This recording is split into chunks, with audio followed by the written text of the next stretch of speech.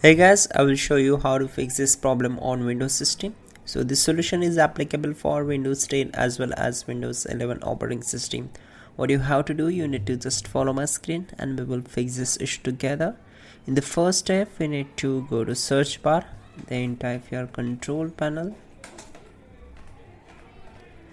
and from the search bar, click here to open it. Once we are here, we need to set view by as large icons category, then click on network and internet, then select network and sharing center. Once we are here, click on Ethernet and then select properties. On this window, select internet protocol version 4 TCP IPv4.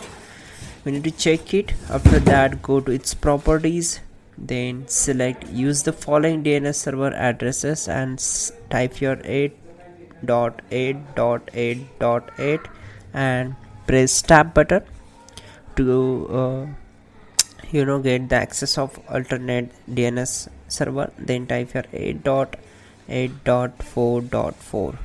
Once done, click on OK. Close this window, close all windows one by one, and simply restart your system and your problem will be solved. You can also check out our description link to fix this issue quickly and effectively. Please go and check out once. And yeah, don't forget to like the video. Please do subscribe the channel.